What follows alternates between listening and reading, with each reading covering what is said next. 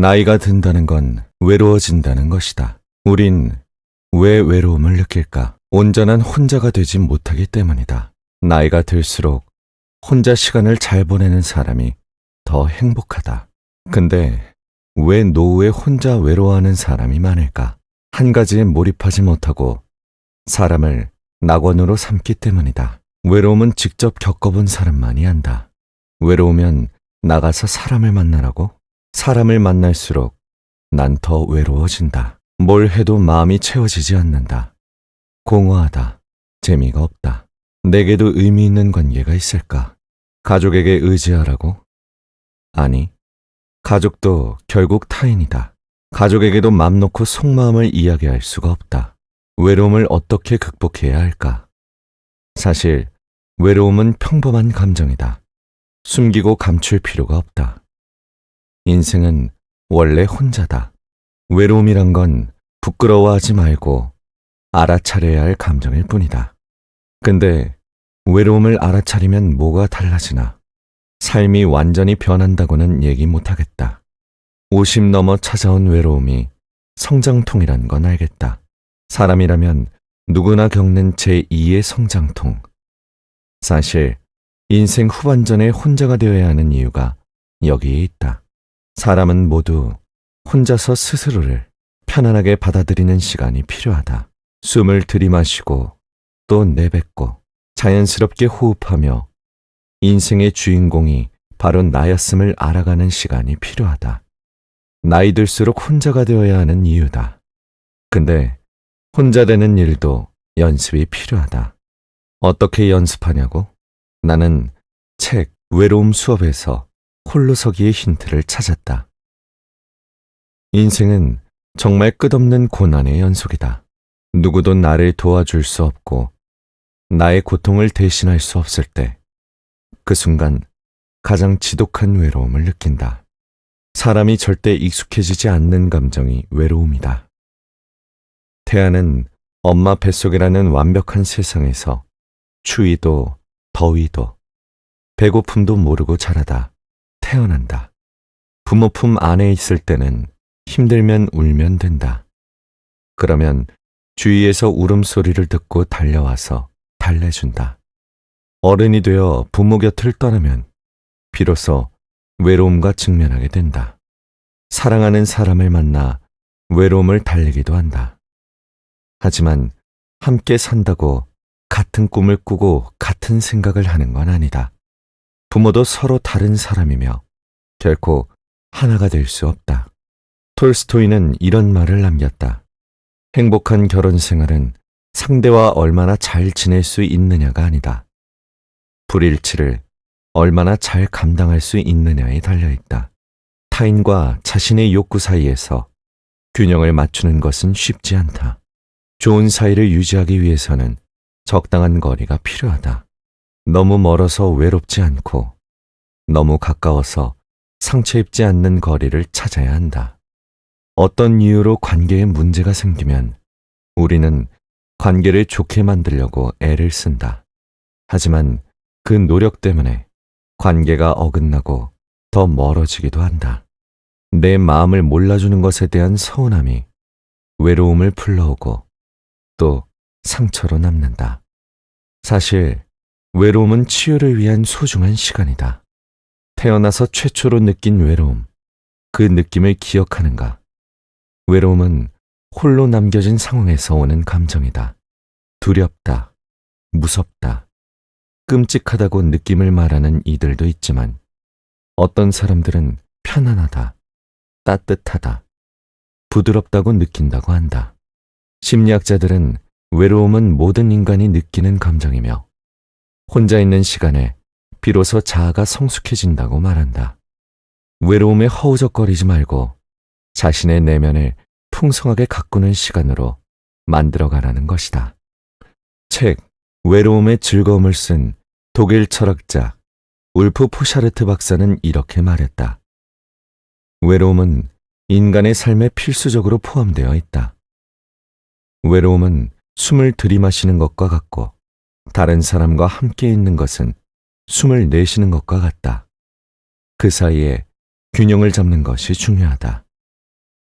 걱정 없이 사는 삶은 쉽지 않다. 조지 윌턴이라는 정신과 상담의는 걱정은 질병이라고까지 말한다. 우리가 안고 살아가는 대부분의 걱정은 할 필요가 없다. 통계에 따르면 걱정의 96%는 대부분 지나간 과거, 아직 오지 않은 미래에 대한 일이라고 한다. 내가 아무리 애써도 바꿀 수 없는 일이라면 최선을 다해 노력하되 결과는 하늘에 맡긴다. 과거에 대한 후회와 미래에 대한 걱정으로 지금 이 순간 현재를 즐기지 못하는 건 너무 억울한 일이다. 어렸을 때 가장 큰 고민은 못생긴 외모였다. 어느 날 문득 깨달았다. 태어날 때부터 못생긴 얼굴을 바꿀 수 있는가? 바꿀 수 없었다. 그래서 나는 못생긴 남자 대신 재밌는 남자가 되기로 결심했다. 힘든 일을 겪으면서 걱정하는 것은 자연스럽다. 하지만 불안과 걱정에 사로잡힐수록 더 외로워졌다. 걱정은 외로움의 또 다른 모습이다. 정을 없애려고 애쓰지 말고 때로는 그냥 방치하는 것도 방법이다. 어려서 왕따를 당하고 이렇게 마음먹었다. 어차피 타인의 마음은 내 뜻대로 할 수 없다. 그냥 내 마음대로 즐겁게 살자. 그런 마음으로 하고 싶은 일은 무엇이든 저지르고 본다. 좋아하는 사람이 있으면 만나자고 조르고, 하고 싶은 일이 있으면 앞뒤 재지 않고 덤빈다. 인간은 사회적 동물이라 사회적 평판에 신경 쓸 수밖에 없다. 하지만 누군가 나를 미워하는 건 자연스러운 일이다. 나도 살면서 미운 사람이 있고 좋은 사람이 있다. 그런데 나를 미워할 자유가 그 사람에게 있다는 것도 인정했으면 좋겠다. 내가 미워하는 사람이 나를 미워하는 것은 어쩌면 바람직한 삶이 아닐까 싶다. 누군가가 나를 미워하면 나는 세 가지를 생각해 본다. 첫째, 그 사람이 좋은 사람인가, 나쁜 사람인가? 나쁜 사람이 나를 미워하는 건 좋은 일이다. 내가 잘 살고 있다는 방증이기도 하다. 나쁜 사람의 행동에 내가 걸림돌이 된다는 뜻이다. 둘째, 좋은 사람이 나를 미워한다면 이유는 무엇인가? 그 이유를 곰곰이 찾아보고 정 모르겠다면 가서 솔직하게 물어본다. 물어봤는데 대답을 회피하거나 혹은 더 삐딱하게 나올 때도 있다. 어쩌면 그 사람은 그렇게 좋은 사람이 아닐지도 모르겠다. 그런 경우라면 신경 쓰지 않아도 된다. 셋째, 누군가 나도 어떻게 할 수 없는 문제를 가지고 나를 미워하면 어떻게 할 것인가? 내가 고칠 수 없는 일이 있거나 입장을 바꿀 수 없는 일로 나를 미워한다면 그냥 사는 것 말고는 답이 없다. 남을 위해 내가 나를 버릴 수는 없다. 그런데 앞에서 말한 세 가지는 모두 참 피곤한 일이다. 누군가 좋은 사람이다, 나쁜 사람이다. 이렇게 딱 구분 짓기가 어렵다. 이유를 물어보지도 알려주기도 힘들다. 대부분의 사람은 잘 바뀌지 않는다. 그래서 물어봐도 가르쳐주지 않는 경우도 많다. 제일 좋은 해법은 타인의 감정에 조금은 무심해지는 것이다. 다만 타인의 마음을 돌보지 않는 사람은 자칫 괴물이 될 수 있으므로 마음 공부를 열심히 한다. 책을 읽거나 명상을 하고 수련을 통해 나의 삶이 남에게 피해가 가지 않도록 공부를 한다. 다른 사람의 마음을 어찌할 수 없다는 걸 알기에 내 마음을 보살피고 돌본다. 인생 대부분의 시간은 혼자 보낸다. 혼자 있어도 외롭지 않은 건 무언가 몰입하는 대상이 있기 때문이다. 현업에서 쫓겨나거나 대기 발령을 받고 징계받았을 때 혼자 보내는 시간이 많았다. 그 시간을 견딜 수 있었던 것은 책 덕분이었다. 몰입할 수 있는 대상이 있다면 견딜만 하다. 공부를 못해 부모에게 인정받지 못했고, 못생겨서 친구들에게 따돌림 받는다고 생각했다. 성적이 좋지 않으니 목표했던 대학에 떨어졌고, 외모 때문에 연애를 못한다고 속상해했다. 무엇 때문에라고 생각하며 위축되어 있었다. 타라 브렉의 책 자기 돌봄에는 한 고아 소녀의 이야기가 나온다. 소녀는 외할머니 밑에서 자랐지만 한시도 고아라는 생각에서 떠나본 적이 없다. 학교 친구들과도 어울리지 못했다. 고아라서 무시당할까봐 그랬다. 소녀는 강한 척하며 거칠게 말하고 행동했다. 어느 날 머리카락이 검은 친구와 눈이 마주쳤다. 친구는 미소를 보여주었다. 하지만 소녀는 고개를 돌려 외면했다. 그 소녀가 30이 넘어서 이런 고백을 한다. 단지 부모가 없었을 뿐인데 나는 왜 그걸 인정하지 못했던 걸까? 그래서 나는 많은 것을 잃었다. 슬퍼하고 우울해하고 화를 내느라 아무것도 못했다. 그 검은 머리 아이랑 친구가 될 기회도 놓쳐버렸다. 30이 된 소녀는 무엇 때문에 삶의 기회를 놓쳤다면서 계속 분노하고 외로움 속에 스스로를 가둬두었다. 우리 또한 무엇 때문에 삶을 제대로 살지 못하기도 한다. 소녀는 자기 잘못이 아니라는 자각을 통해 비로소 자책에서 벗어난다. 삶의 조건은 달라지지 않았지만 자기 자신을 인정하는 순간 더 이상 삶을 두려워하지 않게 된 것이다. 다른 사람에게 마음을 활짝 열라는 이야기를 많이 하는데 사실 자신에게 마음을 열어 연민하고 다독이는 일이 참 중요하다. 아무리 힘든 순간에도 재미난 부분이 있다. 어려서 나는 남을 웃기려고 집착했다. 책을 보니 사람은 웃기는 사람보다 자신의 이야기에 잘 웃어주는 사람을 더 좋아한다고 했다. 그래서 사람들의 이야기에 귀를 기울이고 재미난 대목에는 웃음을 터뜨렸다. 거울을 보고 무표정하게 있으면 쌀쌀맞아 보인다. 웃는 얼굴은 상대방의 기분을 좋게 한다. 거울을 보고 웃음을 연습했다. 처음엔 어색해도 익숙해지면 자연스러운 웃음이 나온다. 퇴직한 후에는 돈을 버는 게 쉽지 않다. 50, 60대 장년층의 경우 고용 형태는 절대 다수가 파견, 계약직, 시급제라고 한다. 직장에서 받던 월급과는 비교가 되지 않을 정도로 적은 돈인데 대개 최저임금에 준하는 급여를 받는다. 노후의 주 40시간 근무로 최저임금을 번다고 가정해보면 연간 수입은 2천만 원 남짓이다. 나는 본업에서 물러나 제2의 인생에 도전하면서 1년이라는 시간의 시장 가격을 그 정도로 계산했다. 우리는 30년이라는 긴 노후의 시간을 선물로 받은 축복받은 세대다. 지난 30년간 직장에서 돈을 벌고 또 모으기 위해 최선을 다했다. 이제는 돈을 모으는데 연연하지는 않고 매일 가계부를 쓰며 적자만 모면하자는 목표를 지켜간다. 언젠가는 수입이 줄어 적자가 날 때도 오겠지만 30년이라는 긴 노후의 시간을 선물로 만들고 싶다.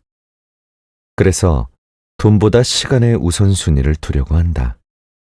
자산이나 예금 잔고가 줄어드는 불안을 피하고 싶은 것은 인지상정이다. 웬만하면 집이나 자산을 잘 보존해서 자녀에게 물려주고 싶은 것도 부모의 욕심이다. 있는 자산을 지키겠다는 욕심에 일이나 투자의 쌍심지를 켜고 달려들면 체력이 예전 같지 않아서 그런지 정신적인 피로가 곱절로 쌓였다. 그런 부담감에서 벗어나려면 자녀에게 유산을 물려주겠다는 욕심을 내려놓는 게 최우선이다. 은퇴하고 가장 행복한 순간은 스마트폰을 무음으로 전환할 때였다. 요즘은 스마트폰을 무음으로 돌리고 운동이나 걷기, 독서에 집중한다. 한두 시간마다 한 번씩 메시지만 확인한다. 용건이 있는 분이라면 전화를 받지 않으면 문자를 보낼 것이다. SNS 앱도 지웠다. 내 삶을 실시간으로 중계하는 일도 그만두고 실시간 스마트폰으로 타인의 삶을 들여다보는 시간을 줄이는 것만으로도 일상의 소소한 행복이 늘어난다. 인터넷 접속은 하루 3번이면 충분하다. 문자나 카카오톡, 이메일을 실시간으로 확인하지 않아도 큰일이 생기지는 않았다. 여론조사 기관 갤럽은 각국 사람들의 행복을 측정하면서 다음과 같은 질문들을 던졌다. 어제 하루 당신은 다른 사람들로부터 존중받았습니까? 어제 하루 당신은 새로운 것을 배웠습니까? 어제 하루 당신은 당신이 가장 잘하는 것을 했습니까? 어제 하루 당신은 믿을 만한 사람이 있었습니까? 어제 하루 당신은 당신의 시간을 어떻게 쓸지를 스스로 선택할 수 있었습니까? 이 질문들을 던진 이유는 여기에 대한 답이 우리의 행복과 긴밀한 관계를 맺고 있기 때문이다.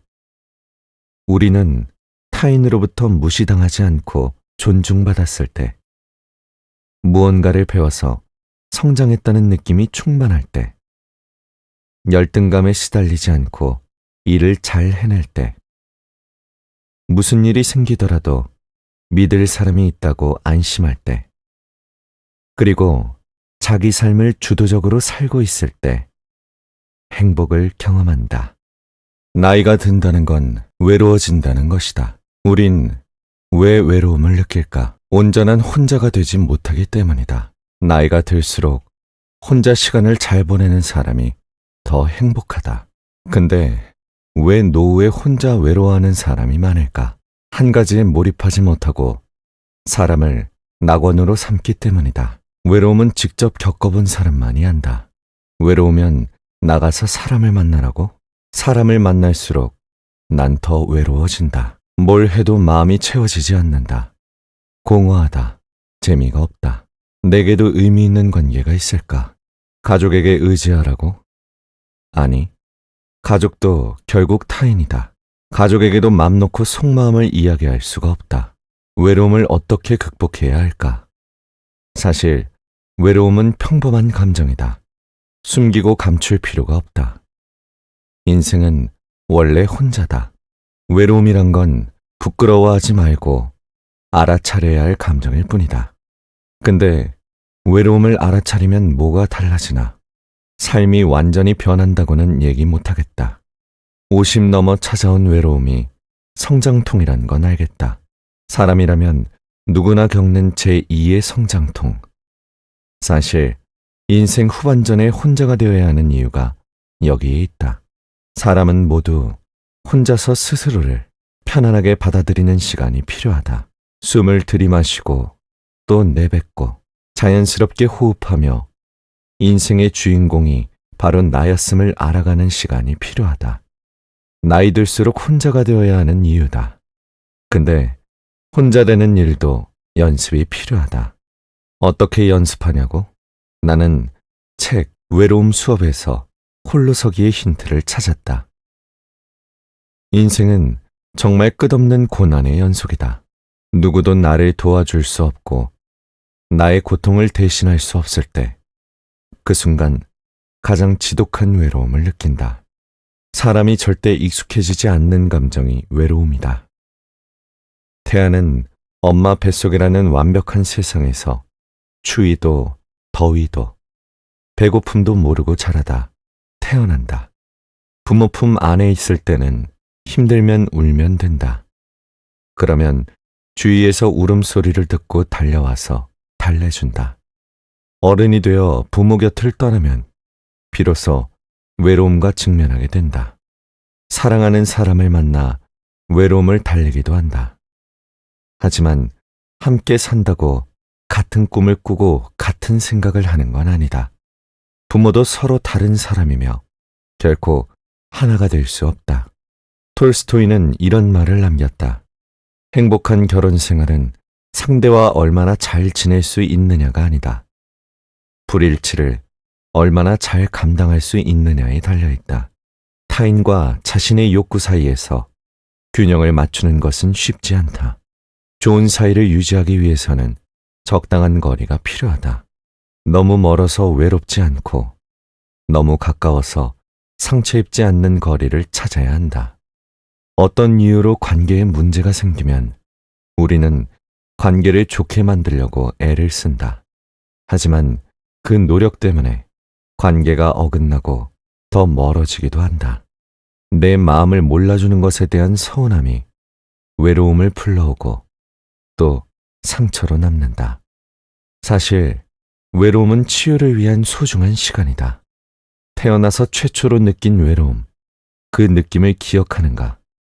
외로움은 홀로 남겨진 상황에서 오는 감정이다.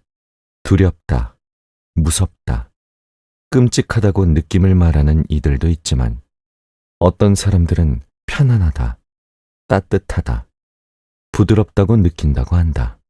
심리학자들은 외로움은 모든 인간이 느끼는 감정이며 혼자 있는 시간에 비로소 자아가 성숙해진다고 말한다. 외로움에 허우적거리지 말고 자신의 내면을 풍성하게 가꾸는 시간으로 만들어가라는 것이다. 책 외로움의 즐거움을 쓴 독일 철학자 울프 포샤르트 박사는 이렇게 말했다. 외로움은 인간의 삶에 필수적으로 포함되어 있다. 외로움은 숨을 들이마시는 것과 같고 다른 사람과 함께 있는 것은 숨을 내쉬는 것과 같다. 그 사이에 균형을 잡는 것이 중요하다. 걱정 없이 사는 삶은 쉽지 않다. 조지 윌턴이라는 정신과 상담의는 걱정은 질병이라고까지 말한다. 우리가 안고 살아가는 대부분의 걱정은 할 필요가 없다. 통계에 따르면 걱정의 96%는 대부분 지나간 과거, 아직 오지 않은 미래에 대한 일이라고 한다. 내가 아무리 애써도 바꿀 수 없는 일이라면 최선을 다해 노력하되 결과는 하늘에 맡긴다. 과거에 대한 후회와 미래에 대한 걱정으로 지금 이 순간 현재를 즐기지 못하는 건 너무 억울한 일이다. 어렸을 때 가장 큰 고민은 못생긴 외모였다. 어느 날 문득 깨달았다. 태어날 때부터 못생긴 얼굴을 바꿀 수 있는가? 바꿀 수 없었다. 그래서 나는 못생긴 남자 대신 재밌는 남자가 되기로 결심했다. 힘든 일을 겪으면서 걱정하는 것은 자연스럽다. 하지만 불안과 걱정에 사로잡힐수록 더 외로워졌다. 걱정은 외로움의 또 다른 모습이다.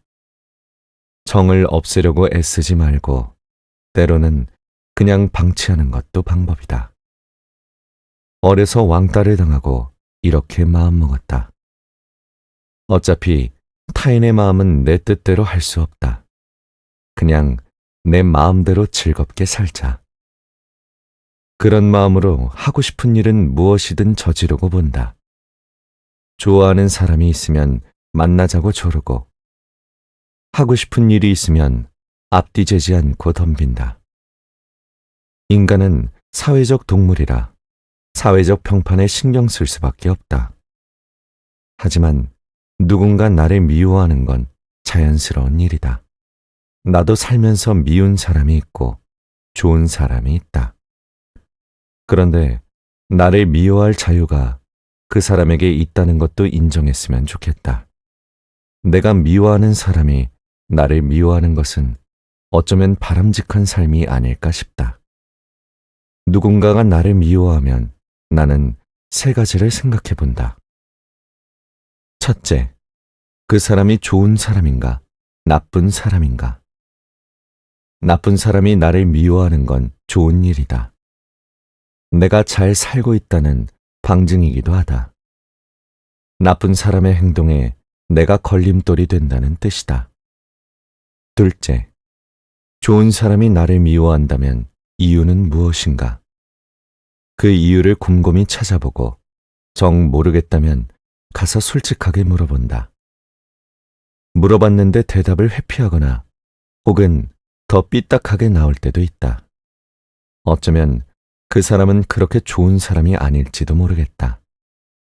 그런 경우라면 신경 쓰지 않아도 된다.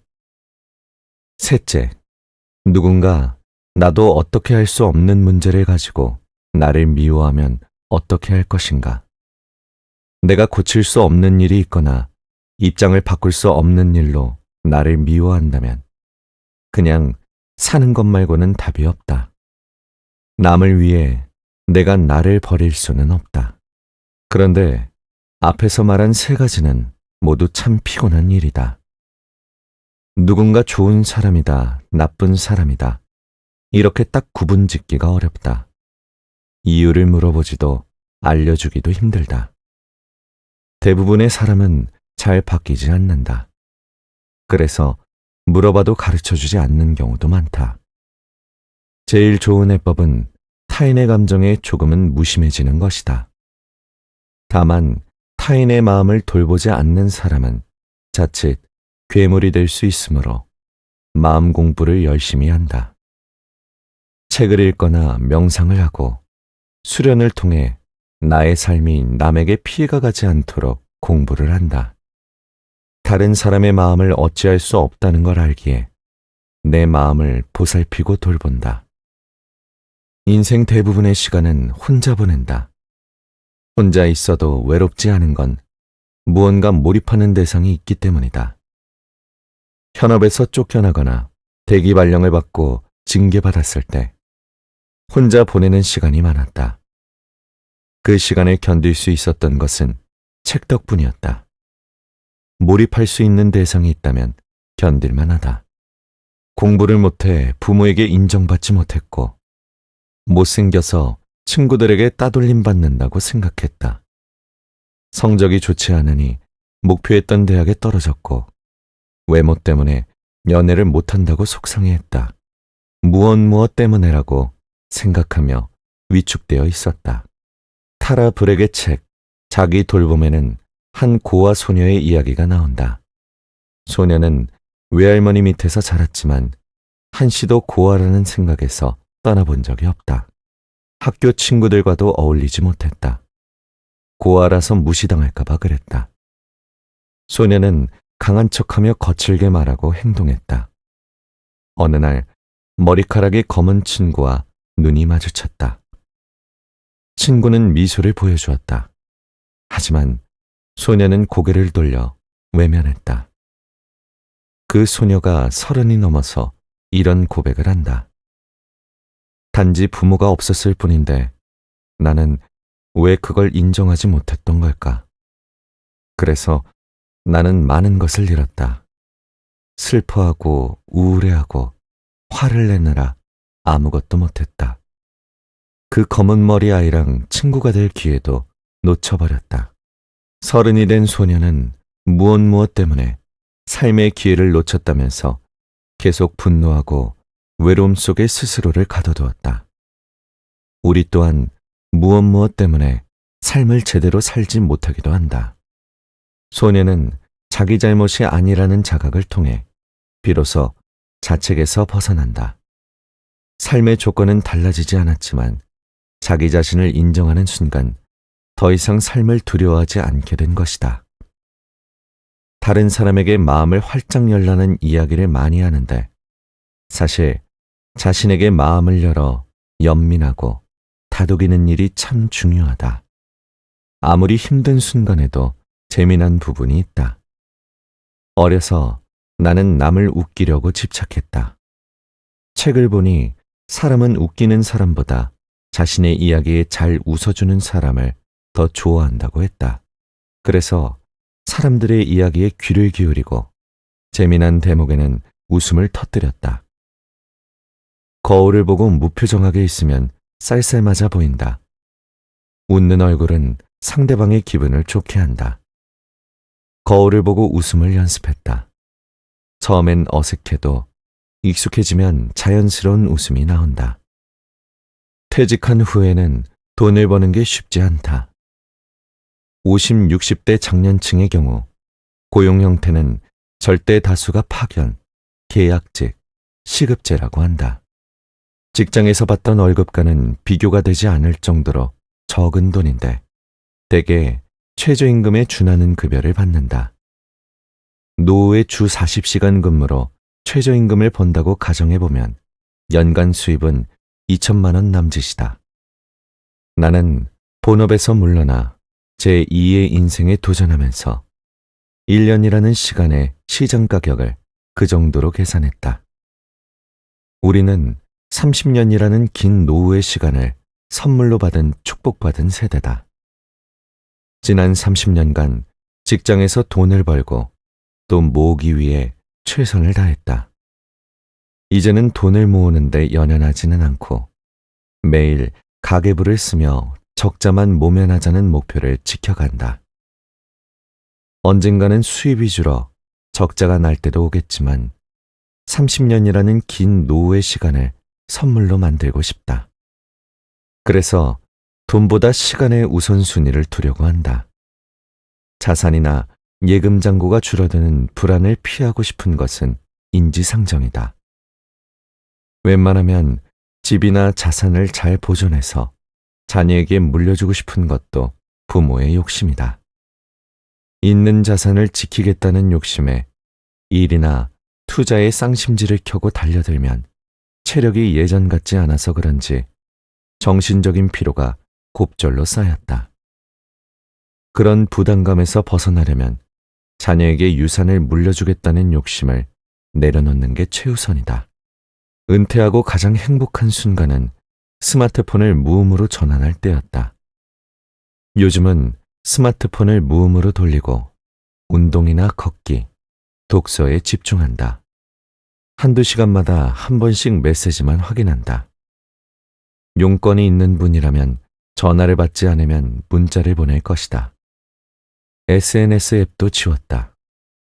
내 삶을 실시간으로 중계하는 일도 그만두고 실시간 스마트폰으로 타인의 삶을 들여다보는 시간을 줄이는 것만으로도 일상의 소소한 행복이 늘어난다. 인터넷 접속은 하루 3번이면 충분하다. 문자나 카카오톡, 이메일을 실시간으로 확인하지 않아도 큰일이 생기지는 않았다. 여론조사 기관 갤럽은 각국 사람들의 행복을 측정하면서 다음과 같은 질문들을 던졌다. 어제 하루 당신은 다른 사람들로부터 존중받았습니까? 어제 하루 당신은 새로운 것을 배웠습니까? 어제 하루 당신은 당신이 가장 잘하는 것을 했습니까? 어제 하루 당신은 믿을 만한 사람이 있었습니까? 어제 하루 당신은 당신의 시간을 어떻게 쓸지를 스스로 선택할 수 있었습니까? 이 질문들을 던진 이유는 여기에 대한 답이 우리의 행복과 긴밀한 관계를 맺고 있기 때문이다. 우리는 타인으로부터 무시당하지 않고 존중받았을 때, 무언가를 배워서 성장했다는 느낌이 충만할 때, 열등감에 시달리지 않고 일을 잘 해낼 때, 무슨 일이 생기더라도 믿을 사람이 있다고 안심할 때, 그리고 자기 삶을 주도적으로 살고 있을 때 행복을 경험한다.